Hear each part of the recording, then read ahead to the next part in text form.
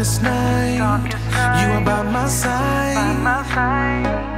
I'm never alone because I know I can always trust you. I can always trust you. Every day and every moment, my future, yeah, you hold it. I know it. I can always trust you. I can always trust.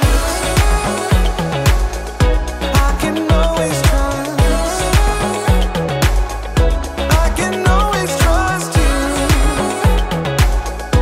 I can always trust. I've got a savior who will always walk me through whatever comes my way.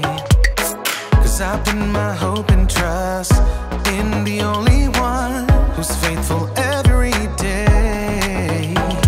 In the darkest night, you are by my side. I'm never alone because I know I can always trust you. I can always trust you. Every day and every moment, my future, yeah, you hold it. I know it. I can always trust you. I can always trust. I can always trust you. I can always trust you. Every day and every moment, my future, yeah, you hold it. I know it. I can always trust you. I can always trust. I can always trust. I can always trust you. I can always trust. I can always trust.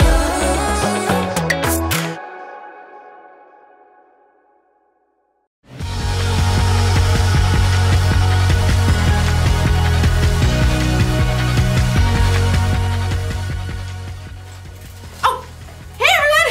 Oh, I'm Erica. I hope you don't mind I get into shape while we do this. Exercise is important, you know, or of course. I mean, I'd rather be riding my bike outside right now, but the weather isn't cooperating. But that's okay, because I can ride this bike inside! Ooh, see that? I'm showing contentment. Contentment is learning to be okay with what you have. So, I'm okay with this stationary bike. You know, they've made all kinds of advancements with stationary bikes. I want one of those bikes that has all those different settings where you can make it feel like you're going like uphill or downhill. Whee! No, you know what I really want? I want one that has a TV screen in the front so it looks like you're riding a bike through mountains or next to the ocean. Maybe I can use my laptop. Paris, France. C'est magnifique. Ooh, I want a bike that comes with a built-in trainer. Someone to like pump me up while I ride. Come on, Erica. You can do it. That bike won't pedal itself. Yeah, move. I can do it. Move. Yeah, let me some more. Too bad all I got is this old thing. All it does is pedal. In today's story, we'll hear about a king who always wanted more and more and more. I kind of feel like him right now. It's not fun. What are you slowing down for? You've got to keep moving if you're going to make it all the way to Paris. You want to see the Eiffel Tower, don't you? Oui. I can hear Okay. you. Move. I will. Move. See you in Paris. Move. Woo! The Bible. It's 66 books of history, stories, letters, and poetry that fit together to form God's one big story. The epic adventure of how He created us and loves us so much that He made a way to rescue us. As we travel through the Bible, from Genesis to Revelation, we discover people who met God and found their lives changed forever. Now, for an amazing story. Inspired by the book of 1 Kings. Chapter 21. After David and Solomon, many kings ruled the lands of Judah and Israel. Some of them listened to God, but most did not. King Ahab was worse than any other king of Israel before him. He only thought of himself and did exactly as he wanted to do. Do exactly as I want. Yes, Your Highness. What do you want? 4 calling birds, 3 French hens, 2 turtle doves, and 1... Oh, it escapes me.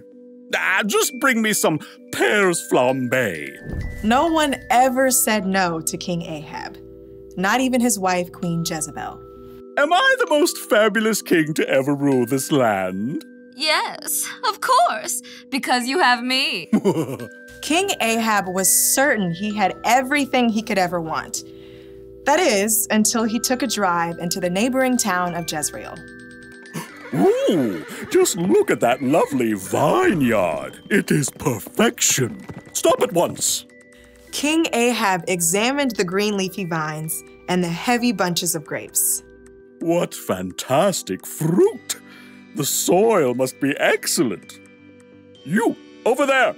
Who, me? Who, me, your majesty? Who, me, your majesty? Of course, you. Do you own this fine vineyard? I do, your majesty. Excellent. You must sell it to me at once, and I shall turn it into a vegetable garden. No. Excuse me? Your majesty? I'll pay good money. I'll trade you a better vineyard. I said no, your majesty.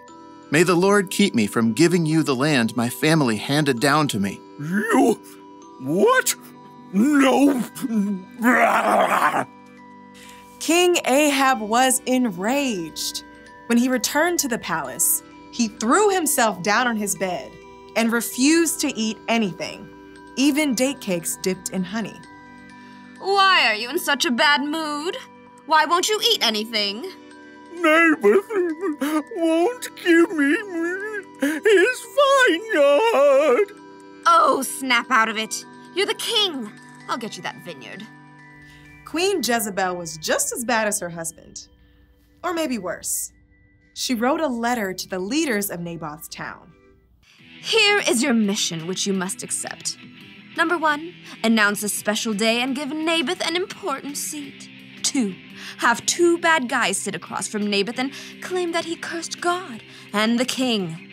3, drag Naboth out of the city and throw stones at him until he dies. That should clear. Queen Jezebel sent her message, and the leaders of Naboth's town followed it, to the letter. Tell the queen, mission accomplished. Queen Jezebel was delighted by this terrible news and immediately went to find King Ahab. Oh, woe is me. Naboth won't give me... Get up! Take over Naboth's vineyard. He's dead. What? Mine! All mine! King Ahab ordered his chariot and set off at once for Jezreel. We'll rip out these annoying vines, plant peas, parsnips, potatoes. But even as Ahab garden partied, God spoke to the prophet Elijah. Go down to see Ahab. You will find him in Naboth's vineyard. Ahab has gone there to take it over.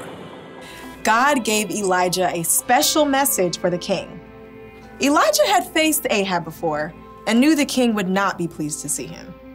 Okay, here goes. Elijah traveled to Jezreel and found Ahab in the vineyard. Pull out that row of vines. Dig up the soil. King Ahab. The king turned. His eyes narrowed as he spied Elijah. My enemy, you found me. The Lord says, haven't you murdered a man? Haven't you taken his property? No, not me personally. And now he doesn't need it anymore. So you've done what is evil in the sight of the Lord. The Lord says, I am going to bring horrible trouble on you. You have caused Israel to sin. Oh. For once, Ahab listened to a message from God. He tore his clothes, a sign of great sorrow for what he had done. He put on the clothing people wore to show sadness. No food. Not even date cakes dipped in honey? Not even date cakes dipped in honey. King Ahab and Jezebel had made themselves miserable, taking more and more. And in the end, both of them paid for it.